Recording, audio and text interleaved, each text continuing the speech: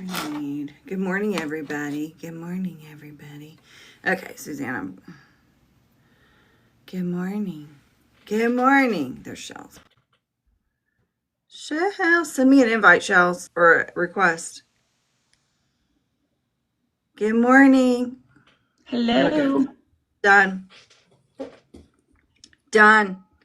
Suzanne, we got to get you up to 1,000 so you can be on video. I do have 1,000. How do I go on video? Go into your settings when you go live. The little box, go down to multi-group. It'll show your face and you hit the video. I have modify, live status, setting, and disconnect. Modify? Wait. Hey, Viv. Yay! And my debut begins. Look at us. Look at us. And we are glad you're debuting with us. Yep. I'm honored. Highly, highly favored here. Me too. I haven't had coffee yet, so this is going to be good. Sean's supposed to bring it up to me. Good morning, everybody. Good morning, everybody. Good morning. Okay, so we thought we'd do kind of what we have done in the past. I know it's been forever since we did one of these, which is totally my fault because Shels is always writing my ass about when we're doing our next one. And I'm always like, I have to be feeling something. I have to feel compelled to talk about something. I think because on our AP 529 lives, we have topics that I know, okay, these are going to be my things I talk about. This is my, you know what I mean? And so for these, we kind of have to create. And wait, we lost Suzanne. Suzanne, where'd you go? She's come back. She'll come back. But anyway, so I have to be more in my head for these. Okay. Hopefully she'll come back soon. She will. Oh, there we go. Let's see. Morning, Suze. There we go. Accept. Repping my Nam June shirt that I love so much. There she is. Okay. The 529 merch is amazing. I've got my cup. I'm just waiting for it to be filled. Hi, Joss. Filled. Okay, Joss will have my. Okay. So the reason I chose, so today we're going to be talking about friendship. Okay. And I have a couple of reasons that I chose it and why it kind of hit me. And mostly it came out of watching RM's documentary last weekend and the friendships that had been formed. And then, okay, so anyway, so I'm going to back up a little bit and I'm going to explain kind of how I found BTS, which has a lot to do with friendship. And then let's go from there. Okay. And I have notes so we can ask, whatever. So we can kind of stay on task. Okay. So my background is I'm an Army brat. And so I moved anywhere between 6 months to 2 years. We picked up and we moved to the next place. So I had friends every time I moved someplace, but I didn't really ever fit anywhere. I wasn't ever like in the in-crowd, which I'm fine by, but I was never like any place for long. And I never had lifelong friends because back then we didn't have internet. We didn't have social media. We didn't have all that to stay connected. So once I moved away, that was it. Like the friendships were just sort of severed. And I didn't really have long-term sort of friendships until I moved to Oklahoma and stayed put here. But even then we kind of moved around a couple of times. So friendship and friends and lifelong friends have always been sort of a concept that I could never, I always thought they looked cool. And like, I would now be on Facebook and there'd be my high school friends and they've been around and talking and they've been hanging out for their entire life. And then, you know what I mean? So I would always look from the outside and think, oh my God, that's really cool. But I've never experienced that myself. And so when I got into K-dramas and I was on Disney Plus and found Friendcation, In the Soup Friendcation with Tay and the Wooga Squad, that was like my first sort of, okay, these friendships are really cool. This guy's adorable. What's this about? And that's kind of what got me in the thing. But I think one of the things I love most, and this will wrap up my intro, about BTS is I am drawn to their relationships, to their friendships, to the way that they have managed to, as Jen said the other day, be business partners and be professional when necessary, but they're family and they're friends. They're all of the above. And they have something that I think is so special and so rare that I think people are drawn to that as much as I think they're drawn to the music. So now that I'm old, friendships are really important to me. Sean and I were having a conversation the other day. We were talking about friends because I was telling you about this friend group that I have that I'm sort of like, oh, I don't know. They don't really get me. I don't really know. And he said, you're really going to need friends to be there for you, to help you through stuff. And I was just like, I hadn't really thought about that. Like, if you don't have a close friendship, who do you have to walk through things with? And so it kind of just got me thinking about, I'm going to cry, about friendship and about the importance of friendship. And so today I want to talk about friendships and what is the role of a friend and how do you find friends? And as you age, what does that look like? And how do you find people you can trust? Like all of those things that go into friendships that scare us, but they are so important. So that's kind of my buildup. So you guys kind of talk to me, like give me what you think, kind of what your general idea about friendships or what you want to get from this conversation as people come in, and then we'll dive in. I just want to say first, the vulnerability that you just shared on the live was very, very special. And I think it, like the transparency, you're talking about how friendship played, how it evolved over time to where you are now. That was just beautiful. So Thank you. that was wonderful. But yeah, that was just my initial thoughts. Shels, you want to have some initial thoughts, and then I'm going to put together some of my. Okay. I have some friends, like one in particular. We're going to be friends 40 years next year. We met at a concert in high school. She is the exact opposite of me, which is great because she keeps me grounded. And it's very similar to my friendship with Steph. She and I can talk about anything. You know, if I've got something going on, I can call her immediately. But I have different, I'm not compartmentalized, but I have different friend groups. Like I've got a group of girlfriends. We've known each other since middle school and we get together once a month. We still are really close. We all, have our own lives, but we check in. Mm-hmm. I think that's really important. I have, like I said, different groups of friends that I do different activities with because not everybody likes everything that I do. Right. But once I joined this project, I really saw what friendship should be. I think it's a really great example of a community where we all love each other, support each other, and are there for each other. I think I can piggyback off of that. So my friendships in my life, I was a person that knew basically everyone, waved, and I was a chameleon. I could be with different people. It did not matter who, where. I could superficially and maybe more deeper on my end connect to just about anyone. But I did not have the connections that you were talking about, Steph, like that we see with BTS and things like that. Mm-hmm. And over time, now that I do have some of those friendships, I found that for me, and this is deep, this is where I go, it was a way of protecting myself. So trust, like you had talked about, is a big thing. Whenever the more vulnerable you are, the more that you open yourself up to being hurt. Mm-hmm. And so I found that I was protecting myself. I would connect, I would receive the signal from other people, but I would not give the connection out from me to other people.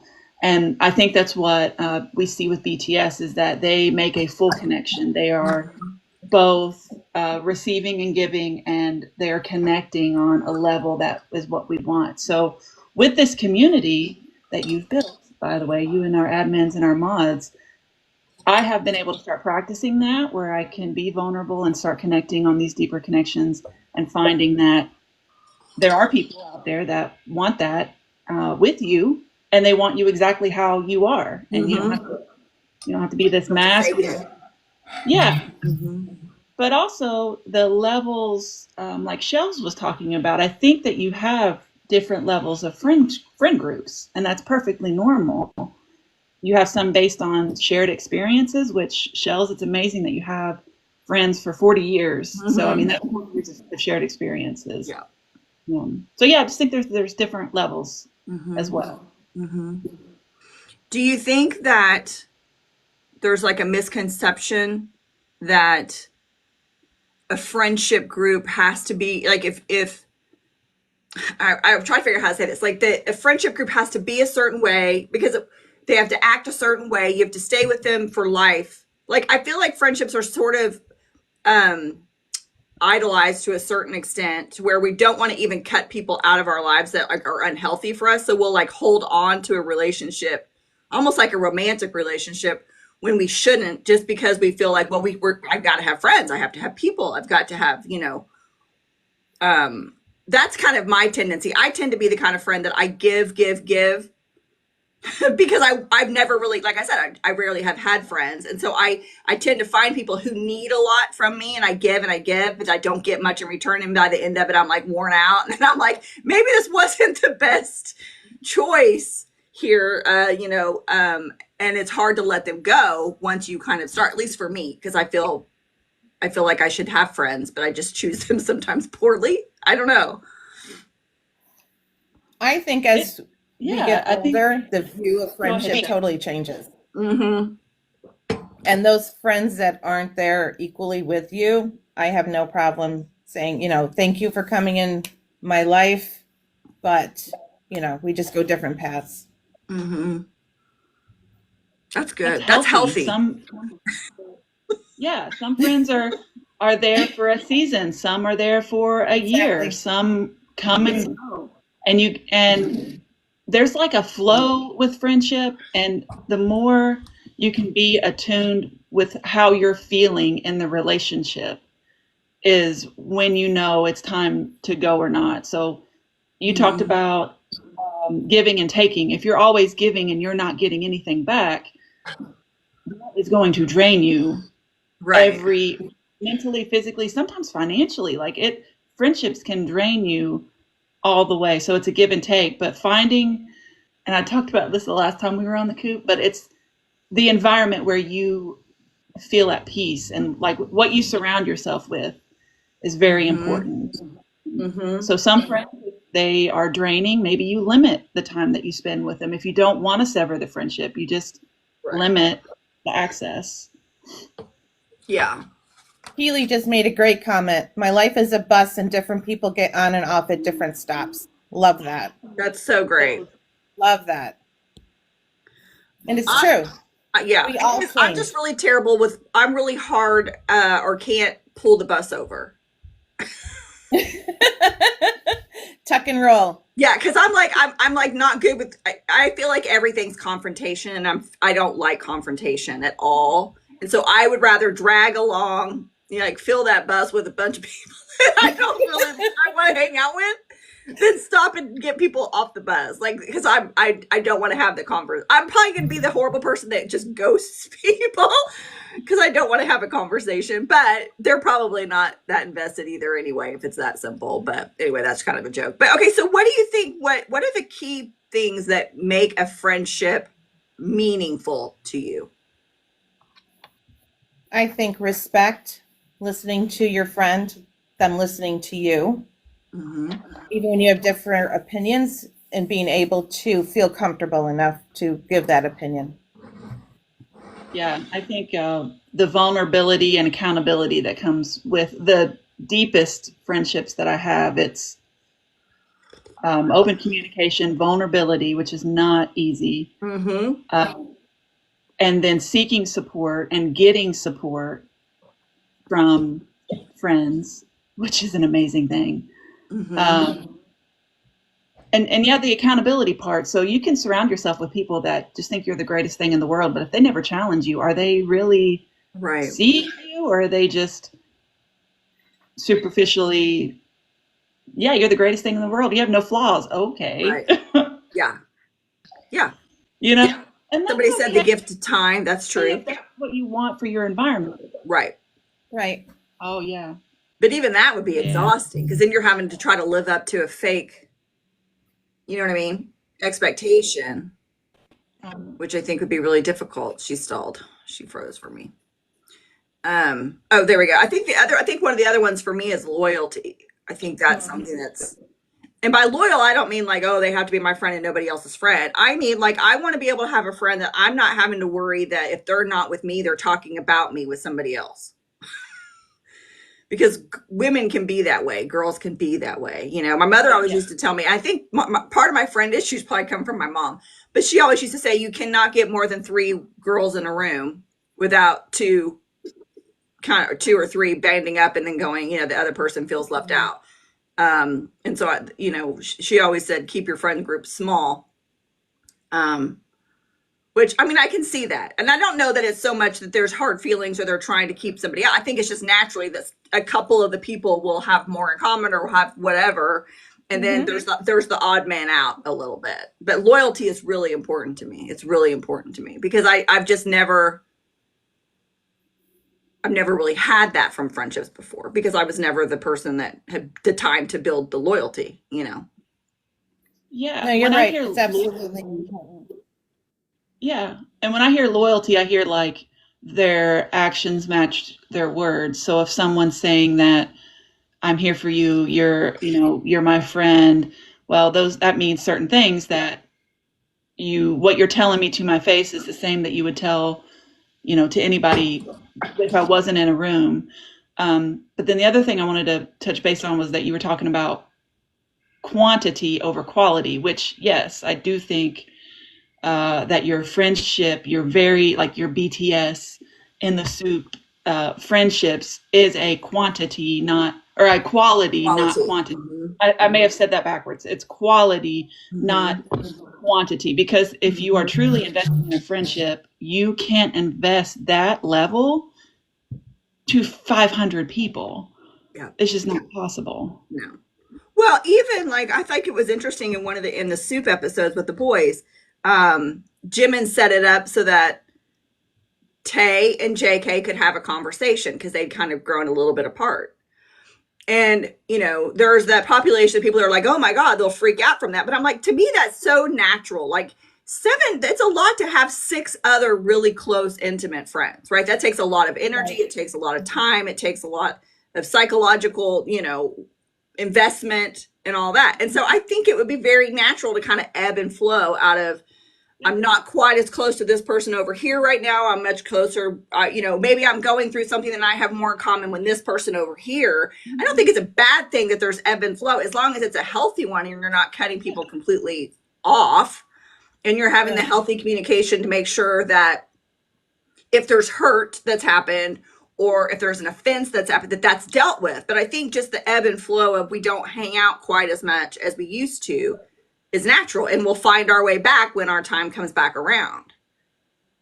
I think if you don't have that expectation, because, when we were all teenagers, early 20s, we wanted to see our friend every single day. We wanted to have that constant communication. I have friends that I'll talk to once a month, once every couple months, but then the ones I have that I see every day. So I think that that's just part of getting older and realizing that comfort doesn't have to be every day. It's that if you're able to call them and they pick up the phone, that's a friend.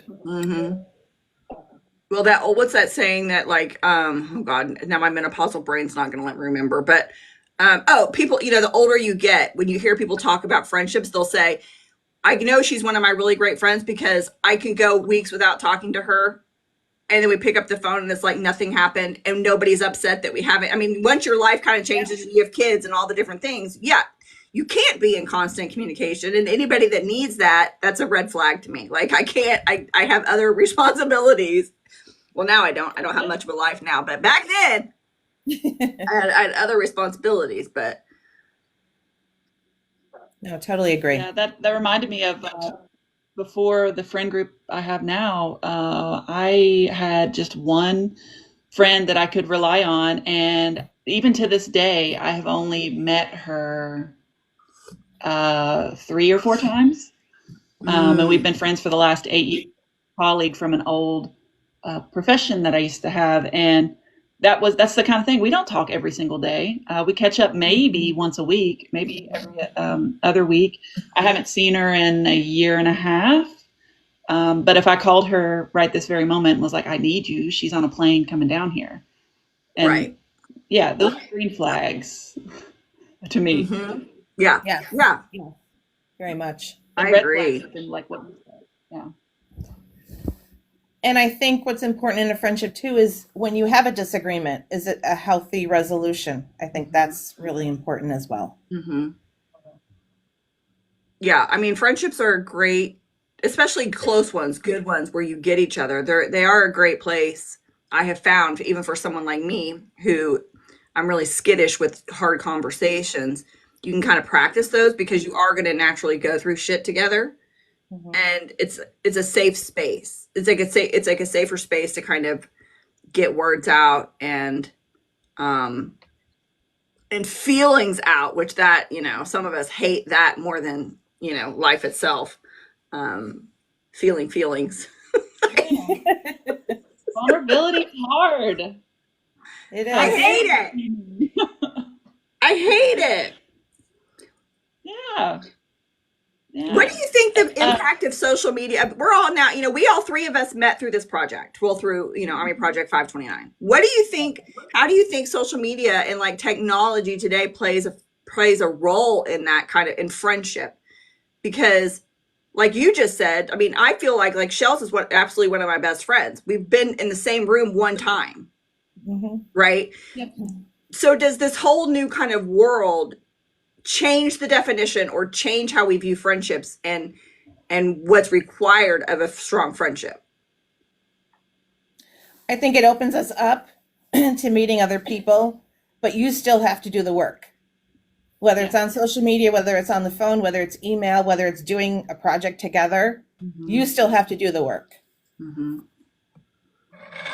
Yeah, Yeah. I think it made it easier to find friendships through shared experiences. Mm-hmm. Because if before the project, my friends, which were really just acquaintances, were at work, and our shared experiences was work, and I didn't really even like that job anyway. So um, it allowed me to find friends that I had shared experiences and hobbies that I enjoyed. Mm-hmm. But yes, they do still require work.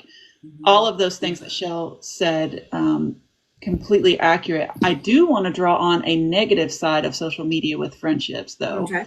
Um, and it's the same thing with all social media, is that you could maybe be following an account where it's a friend group and you think it's the best thing in the entire world. It could be fake, all of Totally. that. There's the fake side of that. And you can see somebody, there's just the fakeness to social media, but the positive outweighs the negative in my opinion, because we've been able to connect with people all around the world now. And just, you could, like the Bora Lounge, Mm-hmm. we can hop into the Bora Lounge throughout the day and just connect for a few minutes. Mm-hmm. I was not seeing people. I'm like, you all probably know, I know you two know, I'm in school and it's all online. And so for the last almost 2 years through the week, I'm just home alone. But now I can hop in a Bora Lounge thanks to social media and this project and find people and get face-to-face time and all of that. Sure. Yeah, I'm never in there. I need to be in there. Well, I guess we are in the mornings, but Yeah, we yeah. are. I mean, I think it's okay. You're the therapist person, so therapize me. Okay, because see, to me, I don't know what it is. I feel safer with the online friendships than I do with other friendships. Like, and I'm not saying like from people that I'm just chatting with that I've never seen, like Shels, There's like people like a that. There's something about it that I feel safer there. And maybe it's because there's a natural distance and I don't feel pressure. I don't know. I don't know what it is. I'm weird, you guys. I'm weird. I can't help it. But I love my online friendships. And of course, now it could also be because we have such a connection to BTS. Maybe that's it. Because I'm like you, Suzanne, when you just talked about your work friends, that is so, like you said, my friends, well, my acquaintances. That's this little group friend that I have, this group of friends, 3 people that I adore. We all work together. We've all kind of gone separate ways into new jobs now. And I realized that I think I've come to realize we are friends, but we were work friends who talked about work things.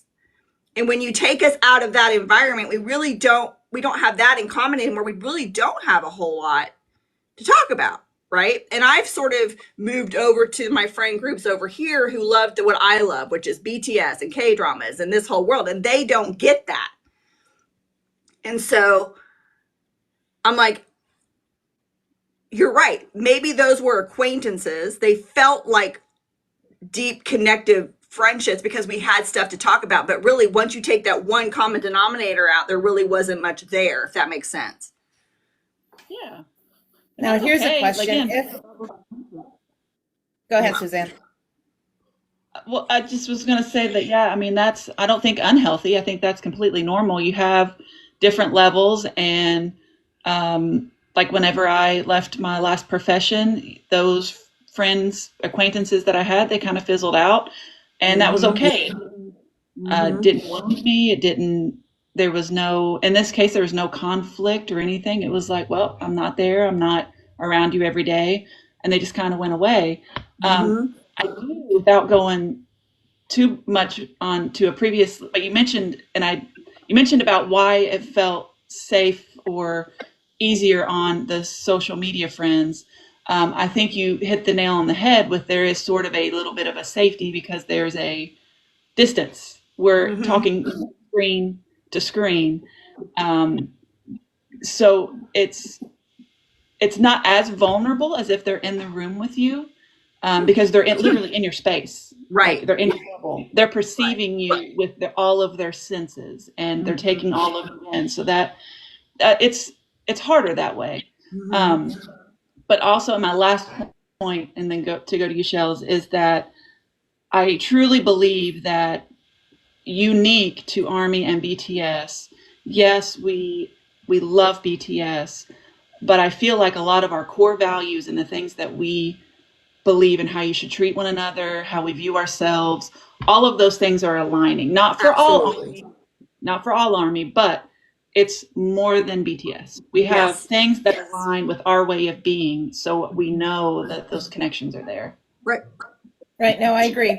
That's what I was going to comment about. Because we love those 7 men so much, we see some of ourselves in them and their relationships.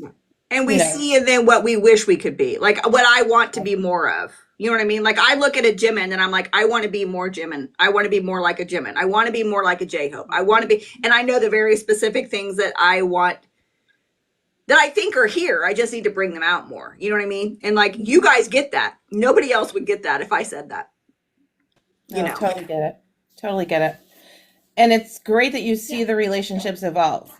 With BTS. Yes. Amongst themselves. And nobody loves BTS more than BTS, which is, the foundation of a great friendship. Oh, gosh, yeah. They're each other's biggest fan. Absolutely. They're each other's biggest supporter. Yeah. I think some of the very first videos that I saw were Jimin comforting V after that concert, when V walks into the room after he talked about his grandmother and that whole thing, I think, or there was a couple of instances, and that's what drew me, like, originally. I hadn't even really seen any of their music, but it was that, and I was like, okay, these people really love each other. And I want that. Like, I want to understand that. That's what kind of drew me in. Just the support you see. I mean, you watch Run BTS and you know it's a show, but just, the support when JK hurt his leg at a concert and they were all made sure that he was involved. And then you've got the opposite, that when, we're in the stage when Tae and Jin got into an argument and Namjoon said, it's not about winning or losing, it's about yielding for the team. And I thought that was a great, great statement. He said, just to make sure, like, you all know your place. The bottom line is we're all together. We're all friends. We are all, above anything else. I think, so those are the friendships that we want, right? I've heard us all say that. And I just want to talk about, like, what I think maybe the things that you have, not that you have to do, but that help you along the way. Okay. I'm taking notes. For one, is taking initiative. Okay. So that could be If you don't have a group like that, it's you're putting yourself out there. Now, there is a caveat. You have to be in a healthy state for yourself to be able to put yourself out there. Okay.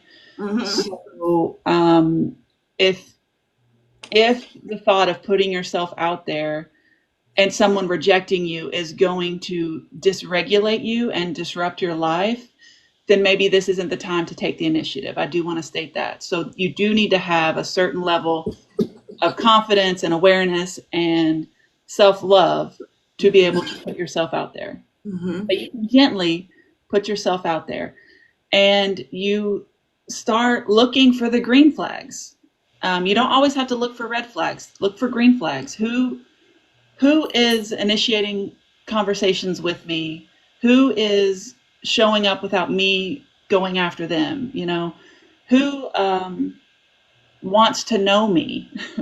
So I think that's where you start with. And then you kind of dip your toes in the water a little bit, and you start revealing a little bit about yourself. To get to those deepest connections, it is vulnerability. It is people seeing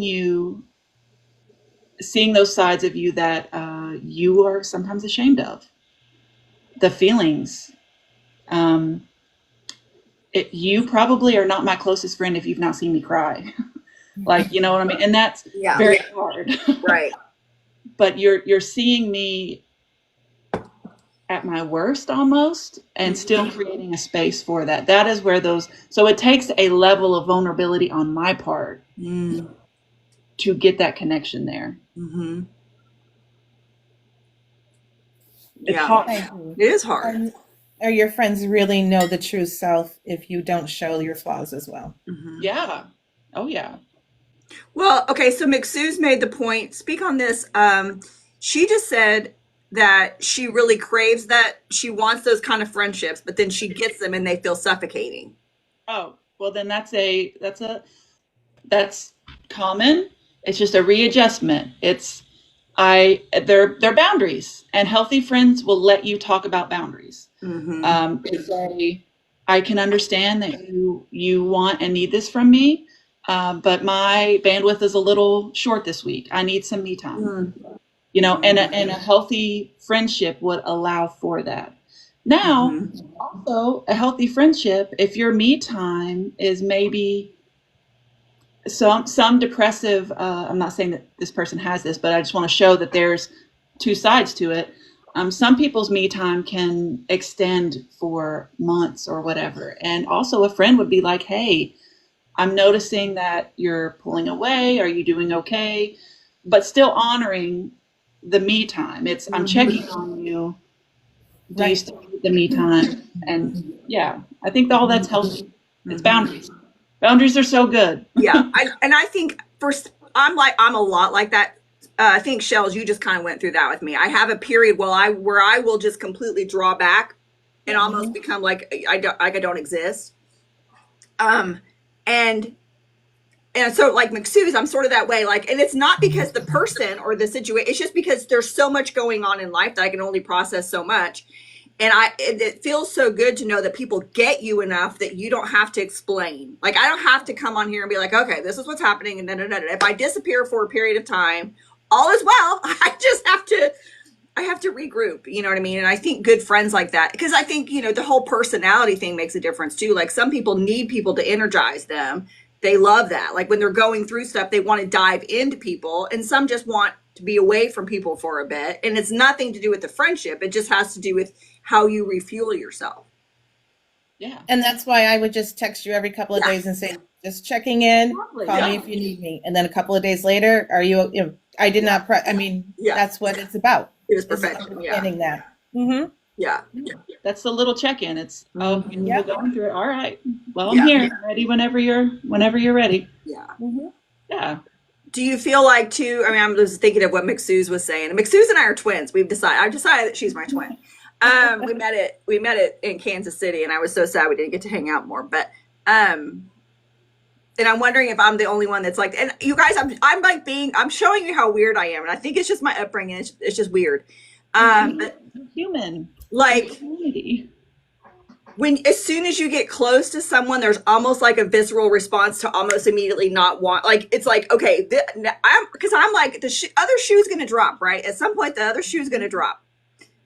And so it's like, I almost react out of like you've been slapped or something. It's like, okay, nope. And then you got to go back in slowly again. Yeah. And I think part of that I'm learning about myself is my gifting is I'm an acts of service person. And I'm a gift giving person. So I like to give, but I do it too soon. Does that make sense? And like, so then I'm like, oh, nope, I'm looking like a weirdo. Like, I don't know. Friendships are weird. I'm that way. If I meet you and we become friends, I'm going to put you on the highest pedestal, and it's up to you to knock yourself down. Yeah. In terms of my relationship with you. Yeah. That's a great way to put that. It sounds like going in to a friendship, it's like, oh, you saw too much of me.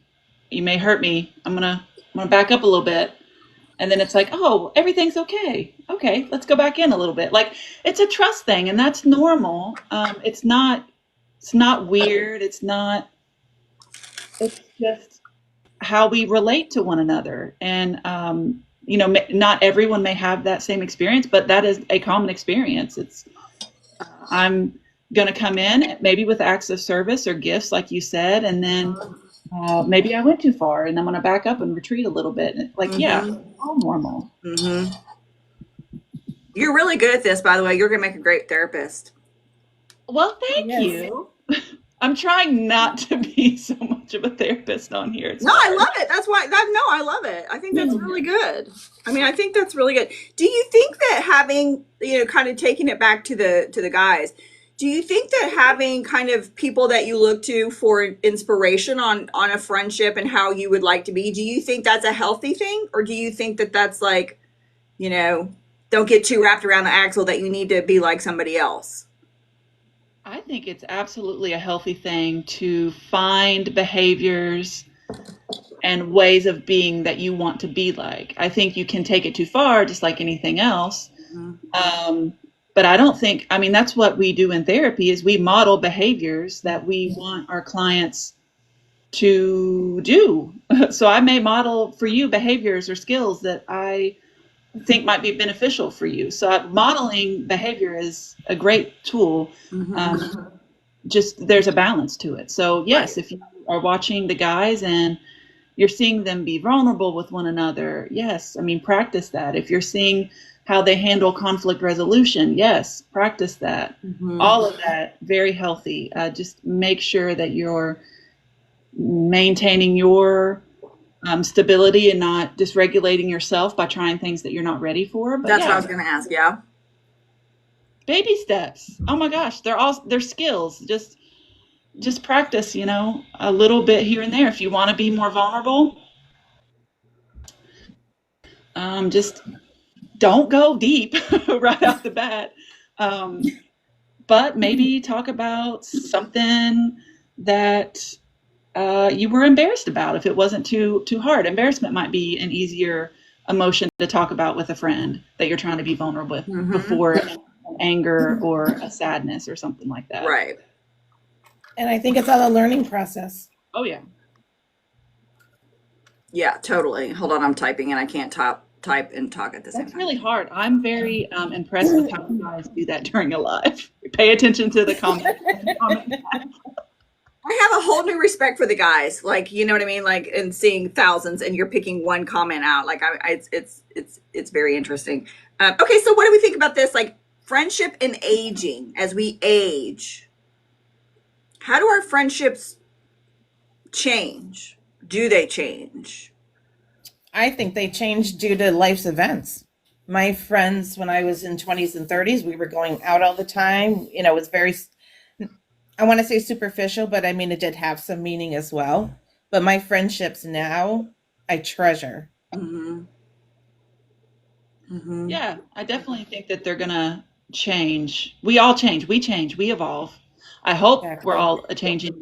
I hope we're at least all evolving, always trying to be better. Mm-hmm. and very healthy for your friendships to change. Some of those friendships may be able to, maybe you have friends that are evolving with you. That is fantastic. Where you're growing and challenging each other. Oh my gosh, like chef's kiss. But maybe you have friendships where, gosh, like you had friends that you went to church with and you no longer go to church with anymore. Like, would it be hard to maintain those friendships? Probably. Maybe like you were in athletics most of your life and you were with friends from middle school, high school, even college with. After you no longer have these athletic teams together, those are going to be hard to maintain. So I think it just depends on if it's friendships that are like with your core values and they're evolving with you so you can carry them along the way. But if it's like hobbies or special interests, unless you hold those special interests, those may fall off along the way. Do you think, I think it's also the older you get, the more you know yourself. And so, well, I think two things for me. The more I know myself, so I know what I look for in a friend. And number two, the less shit I put up with, so I know what I don't want in a friend. Amen. So good. You know. Yes. So we can talk about toxic friendships, which we brushed on a little bit. Yeah. That should be the number one reason why friendships fall off. And it's yours you're speaking up for yourself, realizing this isn't what you want or need and it's not good for you. Not saying in a toxic way end it, but allow those friendships to fall off. If they're not fueling you, not giving back, it does take skills. So skills that you can practice. It's good that it takes skills. That means you can practice it and you can do it and it becomes easier. So if it's something you can't do right now, well, good news is you can do it one day. Right. In a way that is good for both parties. Is that always going to go smoothly? No. But you can do it in a respectful way. You can do it in a way that honors you and honors them. It's up to them how they handle that. Yes. Hold on one second. I need to look at my time. I want it. There's Okay. a lot of time going and looking now. Help me, Shels, help me stay on time so we don't miss Hangul class. Because I can't see my clock. No, I love that because I feel like, well, you know, and plus as you age, the needs of your life change. You know what I mean? Like life can get real, not that it can't do this at all phases, but you know, you have parents that are going through shit and you have spouses that are going through shit and your kids are going through shit and you know what I mean? Like there's just all this other stuff. And so I think to have friends that get it because they're also going through that same stuff together, I think is really important. And not everybody, I think, gets that. Like, because I can get, like, sometimes when somebody's going through hard stuff, it can get tiring for the friend group because they're just like, oh my, you know what I mean? Like, it's rough to see someone you love go through a difficult situation. And I think there's kind of a natural instinct almost, maybe it's just me, but to almost be like, okay, I gotta step away and breathe. But really you have to dive in that moment because it's when that friendship is most important sort of to that person, you know? And you want to be that support, but I'm the friend that will show up with a bottle of wine and get you laughing, watching BTS just to get you out of that funk for a little bit. Yes, I think you brushed on some really good points. It's what I heard was when a friend is in a time of crisis, the friendships are very important because friendships do provide support, lower cortisol levels, all of these things, lowers anxiety and depression. Beautiful friendships add so much value to our lives. I will be a little bit of a devil's advocate here, or whatever that saying is. I always get that wrong. But a friend that's in a crisis, you can show up for them time and time again, but that friend also has to show up for you. So again, everything is balance. We cannot fix our friends' problems for them. We can show up and we can support and we can care and we can love them, but we cannot fix things for them. So while we can, do all of those things, and maybe this type of friendship, the friend works with the friendship, like the friend in crisis works with the friendship and is able to do things on their own, to pull themselves out of this crisis with the support of the friend. But sometimes you have a friend that's not pulling themselves out of the crisis, and it does not matter how many friends you have, if they're not willing to budge, you cannot. Does that? Yes. Yeah. Colleen made a comment. As a friend going through a tough life event, I don't want to burden my friends. Can you talk about that, Suzanne? Yes, this hits home. I've heard this from friends before, and there's a healthy way to do this, but it requires open communication. So say I have open communication with my friends. It's established. I'm coming to my friend and saying, I'm going through something. Do you have the bandwidth to go through it with me right now? I'm asking that person before I unload everything. If that person can't handle it right now, they're going to say, I hear you. I know you need me. Give me a little bit of time. I'm also going through something right now. Let's reconnect in a couple of days, but keep in touch. So it's let that friend know I need them. That friend's let me know that maybe I can't have them right now, but we're both going to reconnect about it later. That alleviates the feeling of the burden of coming to a friend, but maybe that friend also was like, yes, lay it on me. I'm ready. I'm here for you. Yeah. That's healthy. Right. That's good. Yeah. I always think, when I start overanalyzing myself and I get in my brain too much, number one, I feel like I'm RM, so I feel better about myself. But number two, it's like that old saying where they're like, how do you know if you're crazy? And then they always say, well, crazy persons don't ask if they're crazy. Like they never question themselves. So I always feel like, okay, just by the very nature that we're all asking ourselves these questions is a very good sign, because it means we care and we're aware and we're trying to, make changes different. But you mentioned something about, having a friend and going through a tough thing and, needing kind of the dopamine hit and all the different things. You were fancier with your terminology than I could be. Do you think that watching, again, I'm going to go back to the boys, watching the boys, like get in the soup, a bon voyage, all of that kind of thing. Do you think that helps?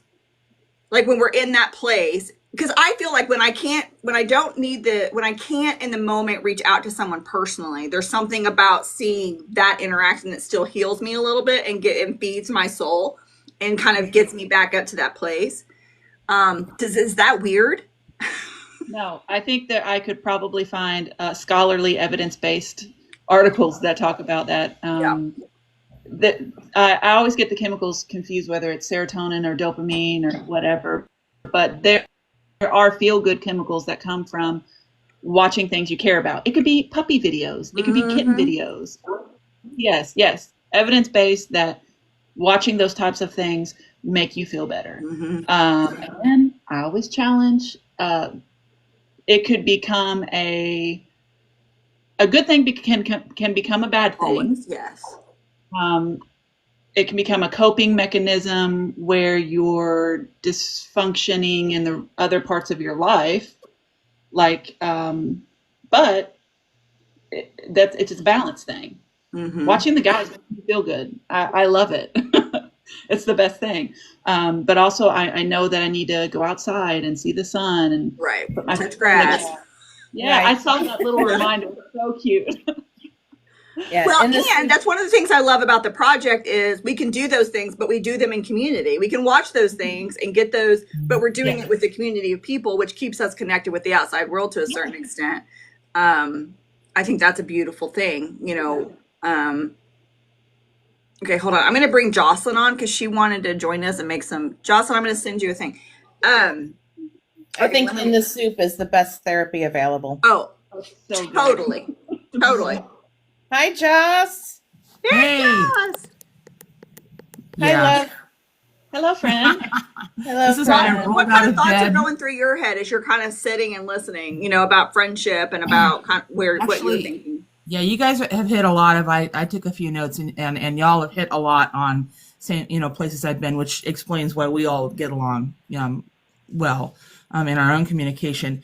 But we were talking a bit about age, and that's always a thing that I lean towards as an older army, Mm-hmm. and yeah, the whole concept of how our friendships change, and I don't think we necessarily lose friendships. Our circles shrink because people do go separate ways, and Steph, you touched on that, and that's been around. And because our needs change. And so, Mm-hmm. yeah, people who said you have these friends that you've had for 50 years, you can reach out to, even if you don't talk to, that's an amazing thing. But we need to learn, and I've been using this word, it's such a buzzword online right now. It's how we curate our relationships, taking the knowledge, because I've been hit hard by a lot of toxic relationships. It took me a long time to learn to set boundaries.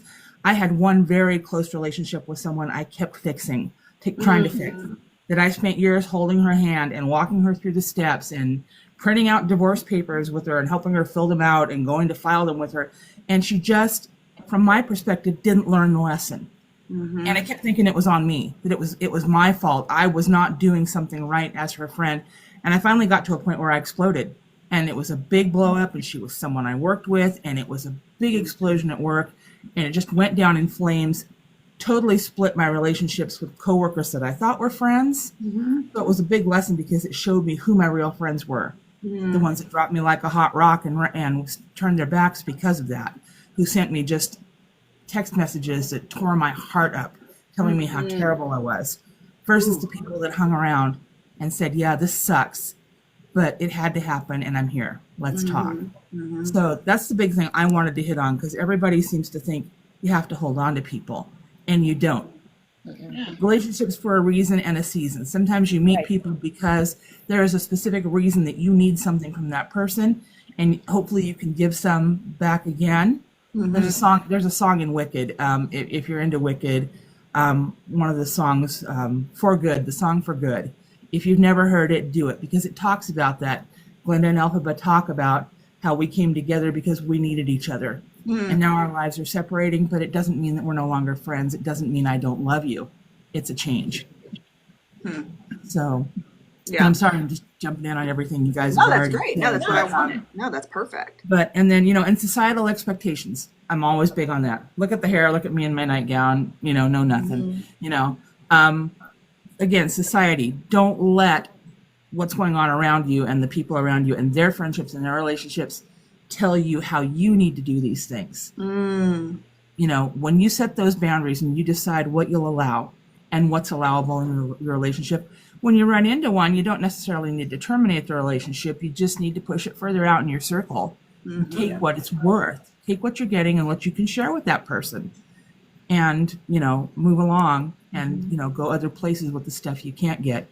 And then who was it down there that brought it up? Was it Colleen that said about asking permission? And that's a new concept to me this morning. So right now, this is a light bulb to me. I'll go to my friends and I'll trauma dump, and I'll just, go into my small group chat with the board gang and go, and then I realized we've all got other stuff going on in our lives. Right. So maybe I need to think a little bit more and decide, okay, who do I, is there anyone in particular I think can help me in this?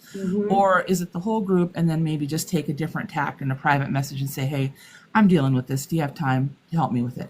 And then Yeah. if they don't, because it routes back to boundaries and toxic relationships, if they don't hold it against that person. Right. Be grateful that they were honest with you enough to tell you, I don't have, to borrow the word, bandwidth to handle this right now. But it doesn't mean that they're not there for you in other areas. They're not still in your circle. You just have to be able to have the grace to accept that and say, thank you for the honesty. You're a friend. And then try and find, again, another source to help you with that. Yeah. So, I think it's interesting because I've the whole concept of friendship obviously is really intriguing to me. And one of the things I hear when I talk to a lot of different people is I think sometimes the hurt caused in our earlier friendships, whether through middle school, high school, those experiences, and sometimes literal traumas of those broken relationships and the betrayals or whatever all that happens in the teenage angst times of life, they could stick with you for a freaking really long time and affect every future friendship you ever have, because you carry that sort of, it imprints on you, you know what I mean? And you're fearful of those, Right. even though that happened. Like people always say, you know, which I'm not, hear what I'm saying. I'm not making a bigger issue. I'm not trying to go into a different direction, but people are always like, oh, men, men, men. I'm like, have you ever hung out with some women? Women can be horrible. I'm more scared of women sometimes than I am of men. But a lot of that comes because of those early kind of catty, they'll do anything to, you know, territorial shit that goes on. Well, and that can just follow you. Take that another step, Steph, as you and I have agreed, in the realm where now neurospiciness, be it what it will, ADHD in my case, is a thing, and it wasn't recognized then, but is now. And again, it's a buzzword. So much of it goes around. But what I've learned about being a woman diagnosed as an adult, and how differently women are often experience ADHD is, which is why it was overlooked for so long. Those things damage us mentally, emotionally when we're young, because how our brains are wired don't cause us to take it inward. And on top of what society always said about you got to be nice, you got to smile, you got to help people. Well, in our brains, it just digs in like a worm and starts to get septic, because we start to think, okay, I'm doing all of this and nothing's changing. What's wrong with me? This is my fault. And that's why conflict, I know, has become such a huge, huge problem for me. And I still struggle with it. And I think I will all of my life. So to find the friends that I have, that I can be my authentic self, I can say whatever falls into my brain, no matter how outrageous, no matter how, and I'll admit it, how racist it might seem, how just off the wall.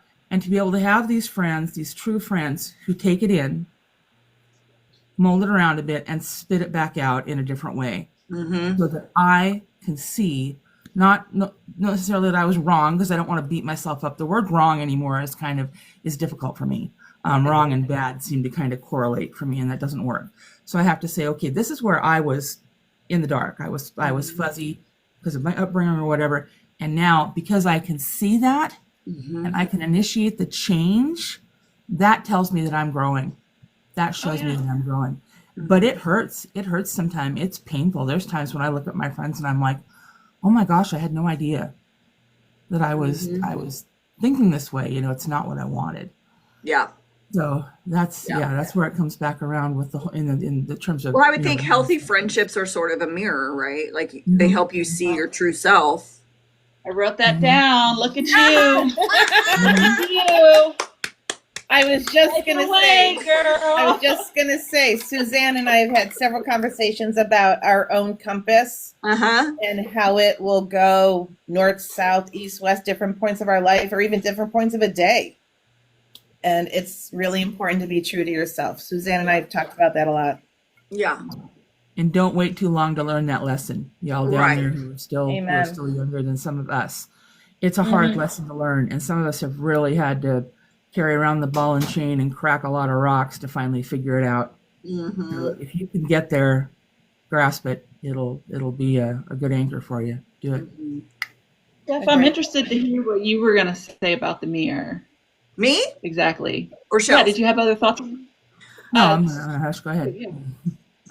I think that I'm such an overanalyzer. Like I could live in a moment and then maybe have a conversation with someone and it lasts 5 minutes, but I will go over that conversation in my mind for the next 4 hours and pick it apart. And I shouldn't have said that. And I shouldn't have said that. And so there's a part of me that's scared to look in the mirror, but I also know I make a much bigger deal out of, like, I will look in the mirror and see I will see every nick, you know what I mean? Like I see every horrible thing. And that's just my personality.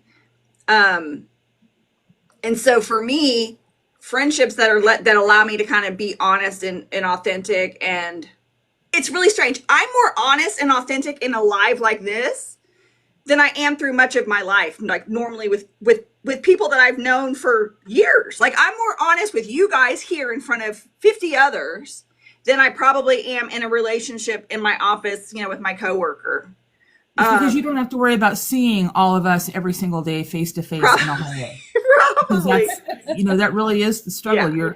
And if you know that you have the possibility of seeing people every day who've seen you at your worst, that's where I learned that coworkers are not necessarily friends. I've been That's in my so job for true. Yeah. 16 years, and I've gone through cycles and that big burnout where I had a dozen of what I thought were friends. And I wound up with one true person out of that whole group after all of that went down.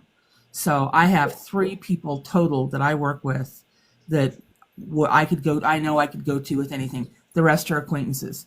And there's nothing wrong with having acquaintances and doing No. things. Okay, so let me ask you this, Suzanne. Somebody just said, and also because this is a special safe space. Okay, so let me ask this. So why is it sometimes that it feels like a world as unsafe as social media can be feels safer than one-to-one contact? Does that make sense? Does my question make sense? Are you asking why is our particular space Yeah, because she safe, or just said, why because Aaron said in a comment, and also because this is a special safe space, which instinctively you would think I'm putting myself out there for the whole world to see and judge. Why does this feel safer sometimes than this? Like, actually, we're here. And maybe it's what you said earlier, where if you're in person, you're getting all the bodily cues and whatever. Or is there something else about this that makes us more willing to be vulnerable? Yes, so particularly speaking about our space in general, the 50 people here on the project, maybe not even all 17,008 of them, which congratulations, go our project. But it's our actions meet or match our words. So in this space that we have curated, I love that word, curated.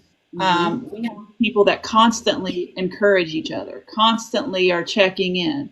We have people that are reaching out. We have people swapping phone numbers and sending birthday presents and gifts, like doing all of the love languages. And it's been consistent for almost a year now. We've also met in person, several of us. So it's not just are all spaces on the social, realm like this. No, but it's the consistency of encouragement, the consistency of support, the positivity. I've had friends where I can talk about negativity with as well, and they help me. So it's a space where we can show up, we can be ourselves. If we're being out of line a little bit, people will correct us in a gentle way, and not berate us like, we're terrible people. They'll be like, oh, well, we could have maybe handled this a little different. So a safe space is that we're respectful, we see each other, we can be our authentic selves, but we're accountable and all of those things. But if I can, the part that just makes me kind of laugh my ass off right now is we're in an open live right now. If this was a private live, and no one was seeing it except for Army or people we invited, you would think that would be more comforting. And to me, it's that daredevil in me that ever since I've gone on TikTok has made me given up on worrying about what I look like. If you're no bra, no makeup, I don't give a crap. Whatever. So it's that little bit of daring of I'm going out here and I'm truly exposing myself to who knows who. So I don't know. Yeah. For me, I think it's just validation that I can do that and not have to worry about it completely coming back to ruin me. Well, you also know that there's 47 people that are gonna defend you if anything happened, on here. Exactly. That's right. Exactly. Yeah, you have an army. Yeah. A project. Yeah. Yeah. I mean, I think you're right. I mean, I don't really get in my head too much about the project because I don't ever want it to be like a place of a prideful place for me at all. Yes. I always want it to be, I'm very humble about it, and I'm just thrilled that it's become what it's become. So I don't go there in my head. But I will say that when people, like when Jocelyn says something like that, or people say something like that, I think the community that has been created, I think that's hard to replicate. I think what we've created is something really, really special. And of course, we're following the example set forth by the 7 guys. Because I think, like Shels said earlier, it's not just about we like these 7 guys and therefore we have that in common. It's like we obviously, those of us that are involved in the project or Army or whatever, it's not just they're 7 cool guys. It's they share values we share. They see the world in a lot of the ways that we see the world. They are willing to take risks, which we can look at and learn. How do we take risks, and how do we put ourselves out there, and how do we set a goal, and how do we come up against people who don't want to see us succeed? How did they handle that? How should I handle that? I mean, all of that you can learn, and now those are characteristics that we all share in common. I think that's what makes it more than just this is about 7 guys that we like to talk about, right? Like they're an example. I don't want to give them too, like, I don't want to idolize them to the point that we're like, oh, they're, the mecca of that's how everyone should be. But obviously all of us see something about them that we all need. And then we feed that and we give it to each other. I said this in the chat earlier, that we take what these 7 men allow us to see.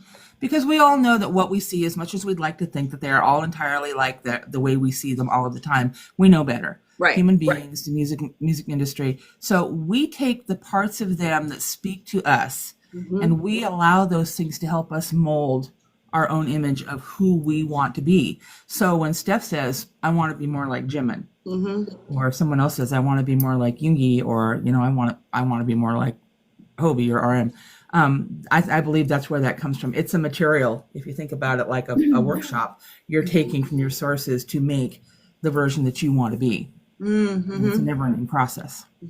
And Steph and I have talked about fangirling versus, you can be all into them as much as you want, but what you take from them is their relationships. Yeah. That's what bonds us.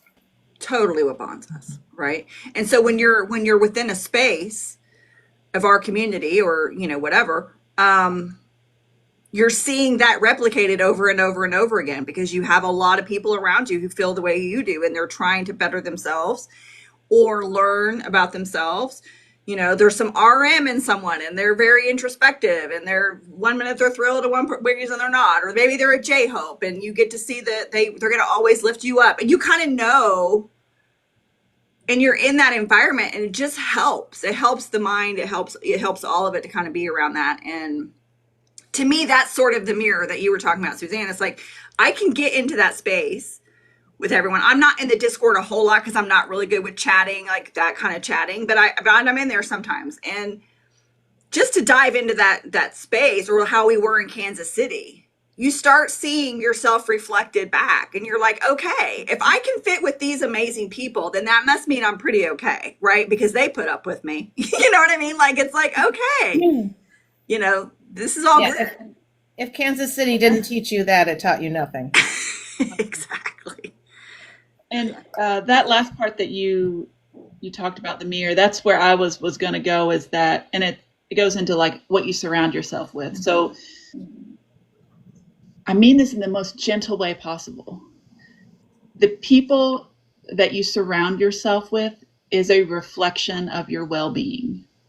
Not at all times. But people can mirror things you need to work on.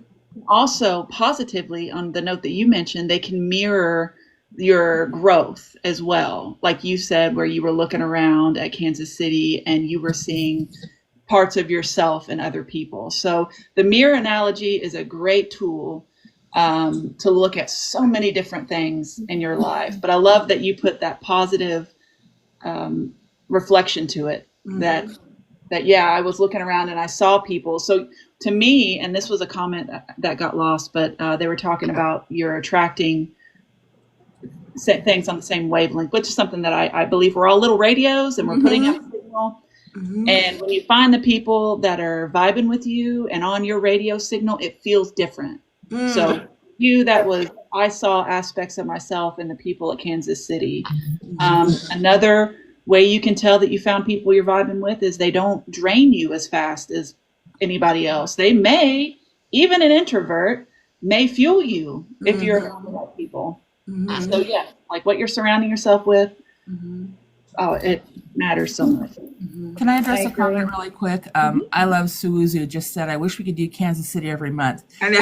It's a good thought, but no, because this is something I realized because I hadn't been to any kind of event like that in so long. It's a mountaintop.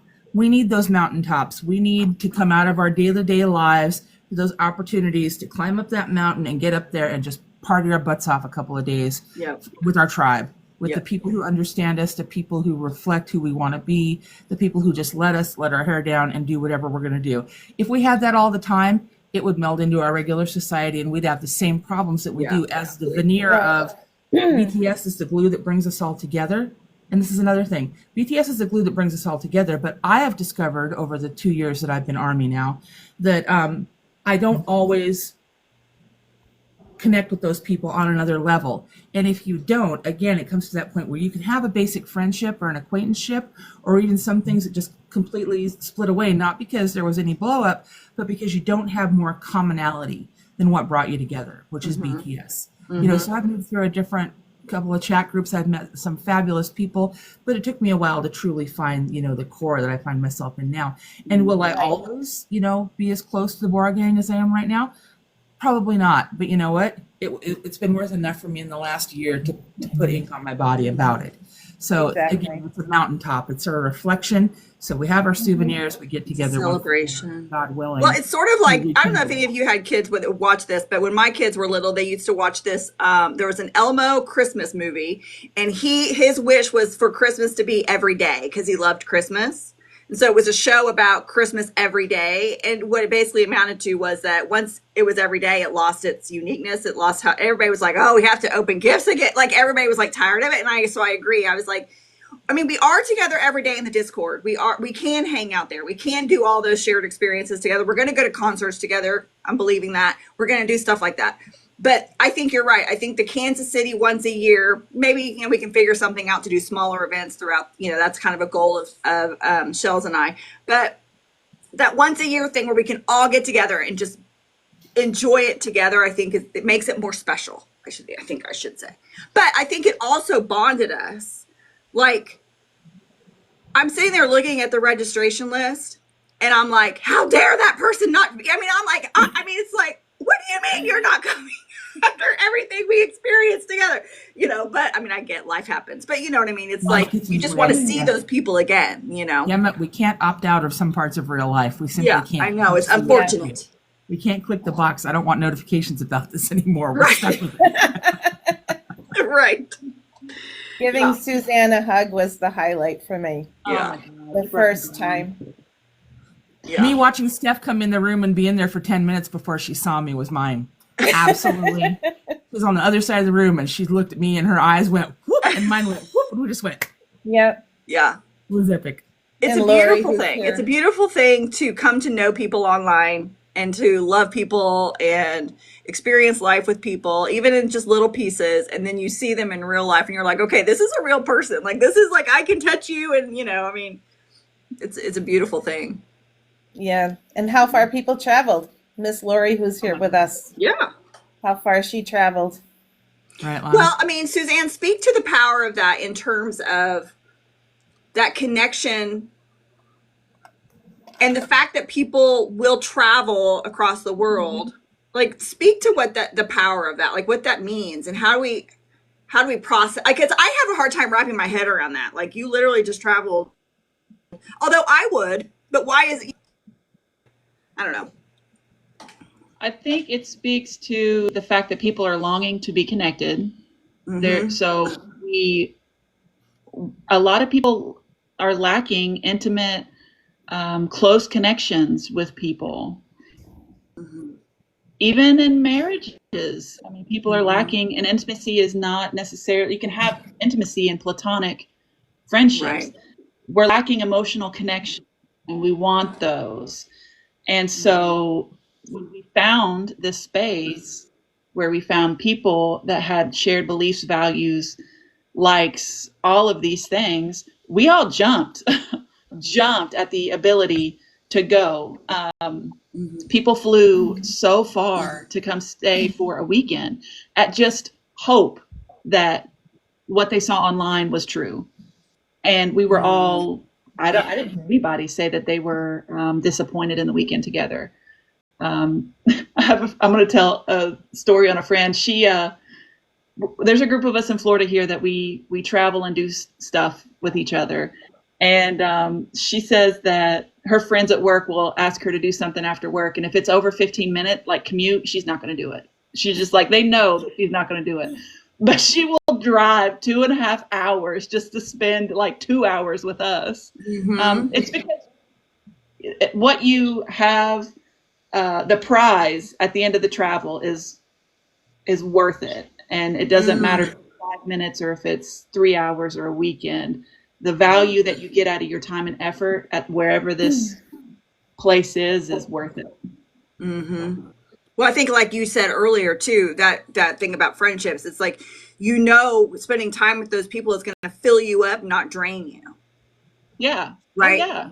It's like you're getting your gas tank refilled to go back and deal with the shit in life you got to go deal with. And that's what quality friendships do, I think. They fill you up versus deplete you of everything you've got. Yeah. At least they do that more often than they don't. Right. Maybe all the time. Right. I mean, I think it's natural for friendships to deplete because you have to give a lot too. Like, but I think it should be equal, versus, and I think that's one of the things I love about my friendships now at this age, because I think we all come to understand each other. You understand everybody has life, everybody has responsibilities, everybody has other shit going on. And so there's not too much expected of you and you don't expect too much of others. And that's a beautiful thing. And I literally think it can take 30, 40 years to figure that shit out. Yeah. Right. Right. I mean, exactly. And I think that you also said something really interesting, Suzanne, about intimacy, because, and I'm not going to get off into this topic. So this is not what I'm saying. Okay. So I'm just going to preface this, but like, I think that's what makes me sad sometimes when people watch the friendships that are going on between the guys, and they're like, automatically their only thought is, if you act like that with someone, if you're that close with someone, you must be romantically involved. Because to me, that shows you don't know what true friendships can look like. You don't know what intimacy without sexual relationship and what just true loving someone because of who they are can look like. Like, you assume that if anybody shows you any kind of physical affection or anybody shows you any kind of closeness, that it has to be this sexual thing. To me, it's sad for me because they're missing out on something really important in life, which is a connection with people that's safe. Yeah. No, I definitely think that, and again, we're not going to go off into because could be a whole topic on its own. Right. But it's like programming and society and things like that, saying, gender stereotyping, all of these things that, platonic relationships should look like this, and relationships between two guys should look like this, and a guy and a girl, or whoever the person may be. These standards are put in place, but it's whenever you just shove all that shit to the side, and it's a connection, a platonic connection.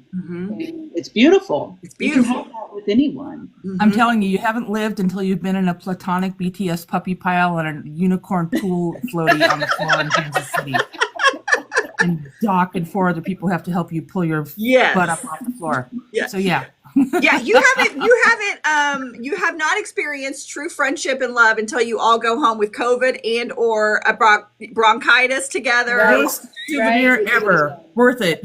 Worth it, everyone. And you're down for the count for 2 weeks. Okay, time check, Steph. Time check. 10:49. What time is it? Okay, we got 10 minutes to Hangul class. Okay. Okay, so everybody go around and kind of tell me kind of what you're thinking, like wrap it up if you can give a brief, my ending statement. Let me start so I can shut up, because otherwise I won't shut up. My usual platform, you all know it. Aging does not mean stopping living your life. Do the things you want to do. Try and be fearless. Don't worry about what people say you should be doing. As long as you're responsible, you're honest, and what you are taking in and putting out does not hurt anybody else. Do you, be you. That's my favorite RM song. Dye your hair, get the tattoo, go to Kansas City and be crazy with 100 other people. Just do yourself. And if people don't like it, they can just go kick rocks. Just, pound sand. Yep. Suzanne? So my little takeaway, I think, from all of this, and something that I'm working on still is the vulnerability. So if you want to have these connections that we see modeled by our guys, I think it takes vulnerability. And if that's hard for you, then it's something to work on. There's things you can do to work on it. It's scary and hard, but it is worth it. And it's been proven to me through experiences I've had with my close friends. So yes, it's scary to be vulnerable, but something to work on. Shels? I think confidence is really important in knowing yourself, knowing your boundaries, and keeping those that love and support you close. Oh yeah. Yeah. I think my takeaway is one of the things I'm learning is, I mean, it's very, it's great to have friendships where you can bear all and do all that. That's really important. But I'm learning also in life that sometimes you need good friends around you who are willing or will remind you how fun life is and how fun life can be. And so find that balance of, it doesn't have to be serious all the time. We can have a good time. We can hang out. We can, I think that's the part of life where I am right now, whereas I'm appreciating the friends who I can hang out with and just have fun and let everything else go for a bit. And there's no judgment in how we do that. And I think that's awesome. Friendships are amazing. I'm grateful that we have the guys to kind of look to for inspiration and the glue. And that it's the seven guys who created this community. And and our leader, Kim Nam-joon. Suzanne, I love you so much. But I appreciate you guys being here. Yes, thank you both. We need to think of what our next topic's going to be. We'll do it after the holidays. So happy holidays, everybody. But we'll see you. Merry Christmas, everyone. Tomorrow night on the actual AP 529 live here on this account, mine. Join us at what time? 7 Central, 8 Eastern. And if you want to come to Kansas City, general admission opens up in the next, maybe next week, I think. We open it up to anybody. So right now, VIP, our Patreon VIP people and people who went last year are registering. And then we'll open it up to the general public next week. We're all on it. Come see us. Yes, we are. We're all going. So if you want to hang out with us, be there, be square. Guys. Okay, we'll see you guys tomorrow night. Love you guys. Keep everyone. Thank you. Thank you. Bye.